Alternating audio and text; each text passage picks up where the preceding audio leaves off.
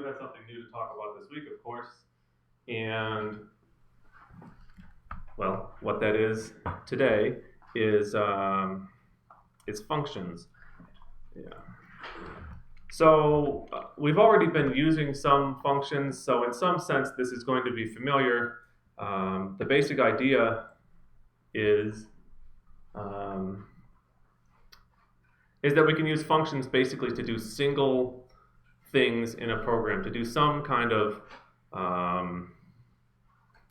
action in the program, and it's a way in which we can organize our code to make it easy to understand and easy to use, and avoid repeating things where you sort of copy and paste some chunk of code several times, because that's just dangerous. So as your codes get a little bit more complicated, a little bit longer, the more stuff you kind of copy and paste in there, the more chances are that you change something in one place and you forget to make the corresponding change somewhere where you've copied and pasted some earlier piece of the code. So that's kind of the idea that we're going to deal with today, about why we want to use functions. And it's a little bit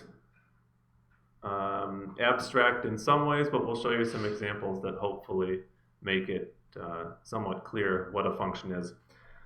So the first thing we can do here is we'll start just by jumping right in and creating a function that will convert temperatures in degrees Celsius to corresponding temperatures in Fahrenheit.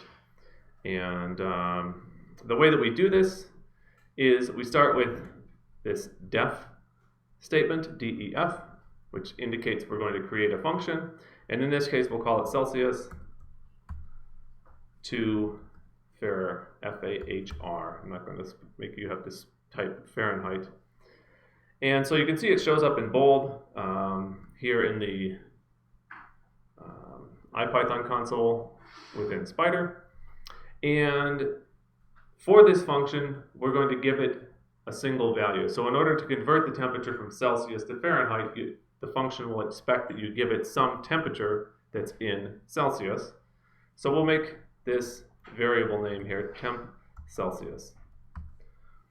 And you don't need to necessarily understand completely what we're doing at this point. We'll go through this in a second. So we have def, we have the name of the function here called Celsius to Fahr, and then inside the parentheses here we have what's called an argument, or the value that the function will use to do its calculation, called temp Celsius in this case. It's just a regular variable name. If you hit enter, you'll see, just like when you do if statements or when you do for loops in the IPython console, it automatically indents the text beneath here. Same kind of deal as with the for loop, that anything that's meant to be part of the function needs to be indented beneath where you define the name of the function. And in this case, we're going to use a function that will just return.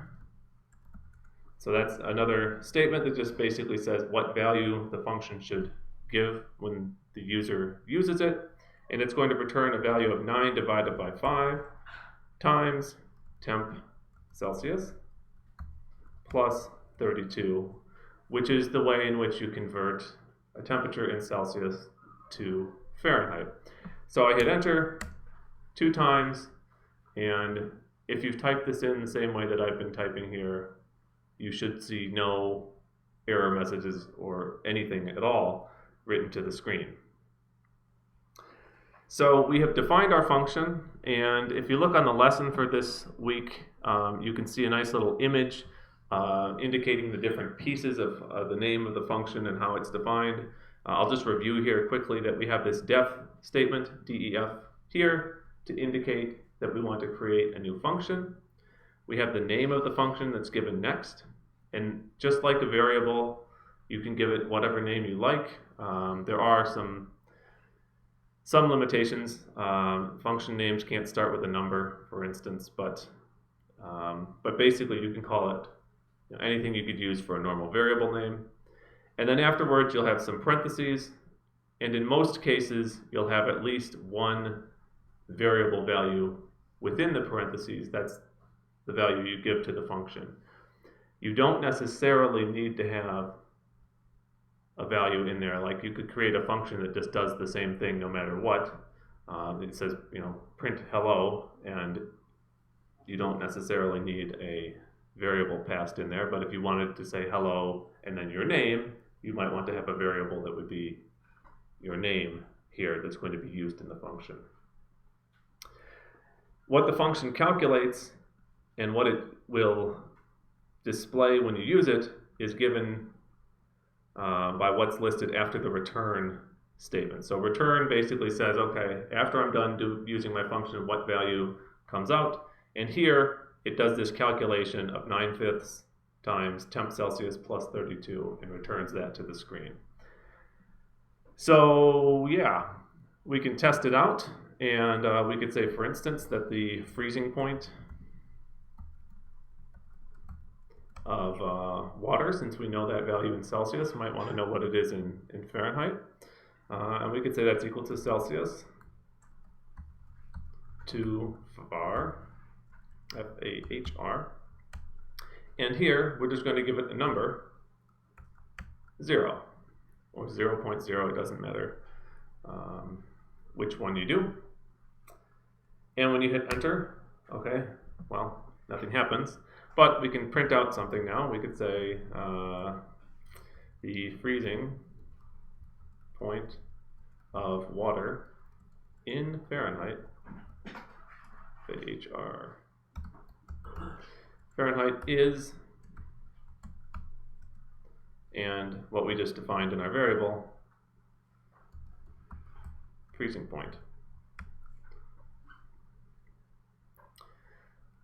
So here we just added a little bit of text, and then we display the value we've just calculated with our function. And sure enough, when we hit enter, the freezing point of water in Fahrenheit is 32. And as someone who spent a good chunk of my life operating in Fahrenheit, I can confirm that is the correct number. So at least for the freezing point of water, it seems like our function works. Alternatively, we could say, if we know that water boils at 100 degrees Celsius, we could say boiling point. And again, I'm just pushing up and then deleting stuff so as to not type this entire thing in every time.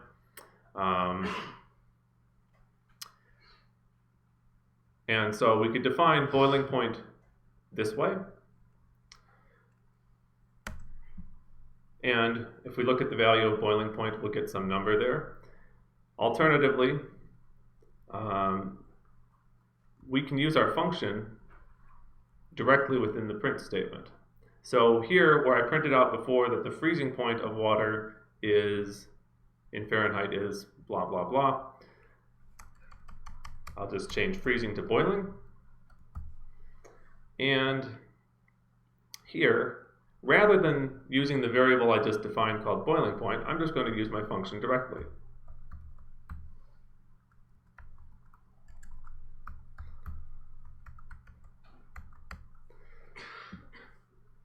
So, in some ways this is not that different than converting a number to a string using the str function or other things we've already done in class.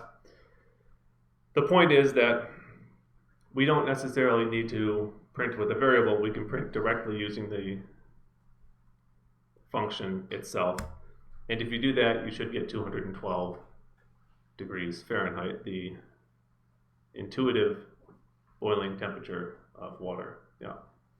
Yeah, so basically when thinking of this function and how it works, so basically kind of important thing to understand is that you first define the function. So it is kind of a tool that you make for yourself, but when you kind of execute and after the definition, it doesn't do anything before you actually start using your tool.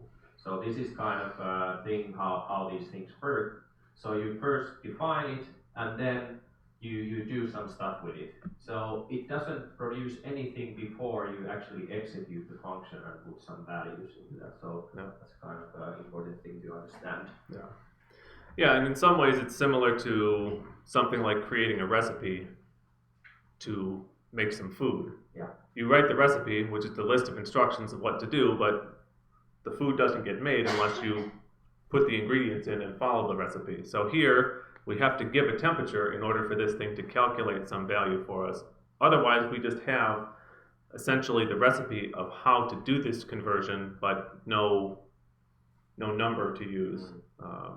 So you can define, lots of different functions, and in some cases in your script you might not even use them, but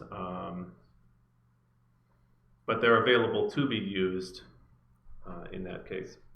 So yeah, we have a couple examples there of just a very simple way of defining function. Just to get a little bit more practice, we can also define a second function here.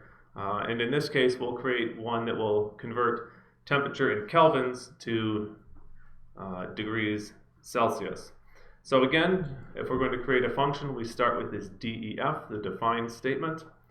And in this case, we'll call our function kelvins to Celsius. And for the value that we'll give it in the function, we'll call that temp kelvins, since that is the expected value that would be given, a temperature in kelvins. In this case, then, we've defined the name of the function and the variable that it will, or the argument that should be given to it, the, I guess, parameter in the terminology used in Python. We can just call it a variable. What it should return in this case is the temperature in kelvins minus 273.15. So that's just the conversion between kelvins and Celsius temperatures. Again, I hit enter 2 times here and I don't see anything displayed on the screen. All I've done is created the recipe, in this case, of how to convert a temperature in kelvins to Celsius. And I need to use the recipe in order to get something out. So if I say, for instance, at absolute 0, which we know is 0 kelvins, we can say here that we'll use our function, kelvins to Celsius.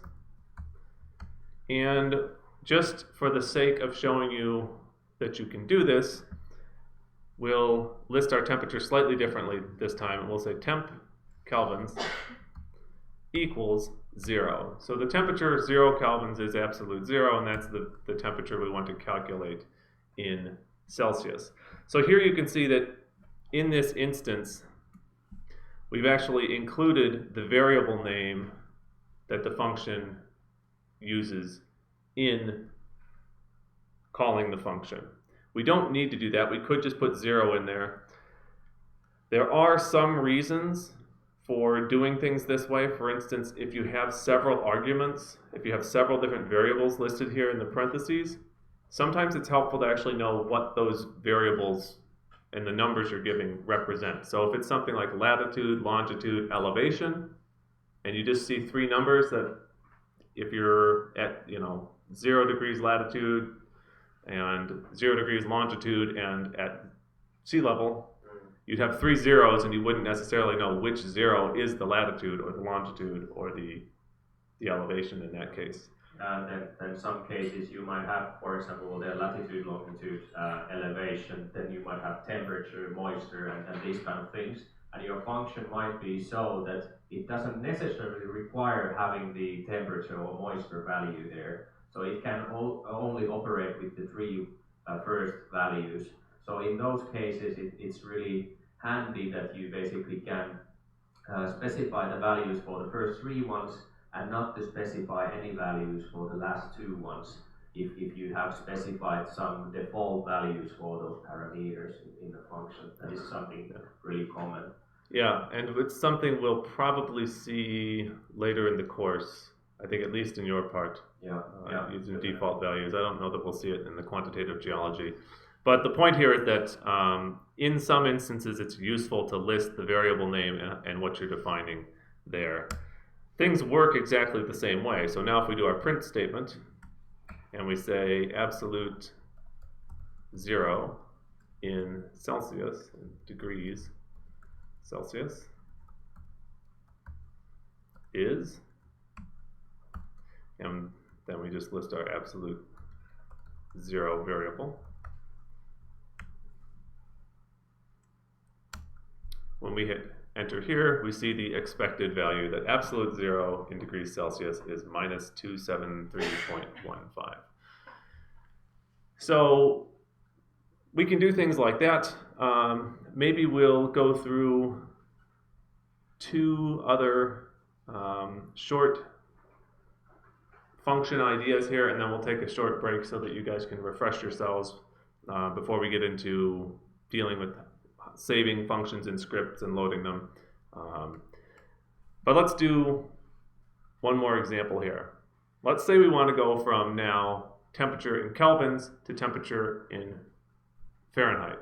We could write a function that directly converts those using some equation, or we could take advantage of the fact that we have a way to convert kelvins to Celsius and a way to convert Celsius to Fahrenheit with the 2 functions that already exist.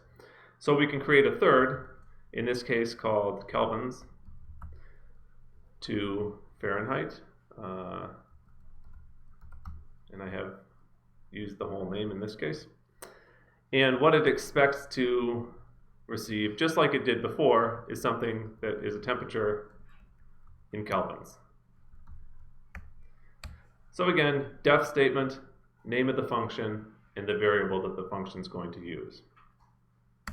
What's kind of neat here is that we can first calculate from our temperature in kelvins what the value is in Celsius. So we can make a variable here called temp Celsius.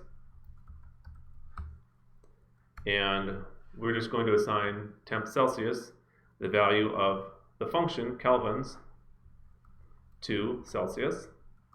So this is the one we just wrote up here,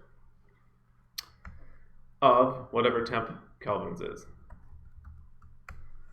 So just like it worked before, we can calculate what the temperature is in Celsius from some value given in kelvins. But you can see here that we're calling another function from within the function that we've just written. So this is maybe a little bit confusing, but in some ways this makes your code very easy to understand if you have well-named functions. Like something called kelvins to Celsius is a pretty obvious name for what that function is going to do. And rather than including the code of how to do that conversion in this other function, we'll just use the function that we've defined to do this job already and keep things simple in that sense. So if we have temp Celsius, the other thing we want is to have temp in Fahrenheit. So we'll define a variable called temp var. And in this case, we just do Celsius to var of temp Celsius. So we calculate what the Kelvin temperature is in Celsius here.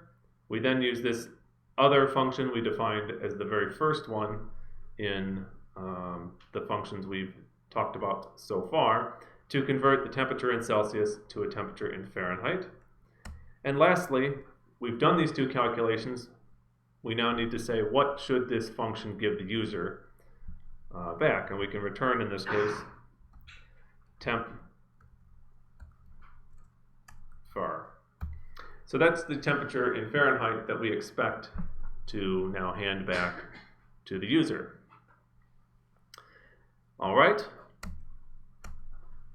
And I do know, I saw some comments by way of Slack from Volko that at least some of you have a hard time keeping up with the speed that I'm typing. I'll try to pace myself a little bit. But, you know, I'm used to life in the fast lane. So here we have our new function that takes advantage of the two functions we've already defined and returns our temperature in Fahrenheit. So let's put this thing to use. Let's define a new variable called absolute 0 F. So this is going to be the temperature of absolute 0 in Fahrenheit, and we're going to calculate this using our new function called kelvins to Fahrenheit. And now it expects a value, and we're going to give it a value of 0 kelvins, because we want to know what absolute 0 is in Fahrenheit. Just like we have seen before, when we use the function, if we assign the value to a variable, we don't get any output. But if we then print out that absolute 0 in Fahrenheit is, and then the variable name we've just defined called absolute 0 F. And when you hit enter here, you get this minus 459.67 degrees Fahrenheit as the temperature of absolute 0. Quite cold. Does this seem like logical? Do you understand what is happening here? Is there anyone who doesn't really get? Just raise your hand. It seems tricky and confusing. Yeah, we'll get a little bit more practice doing this stuff after the break, but maybe we should take something like 10 minutes here, and we'll continue shortly.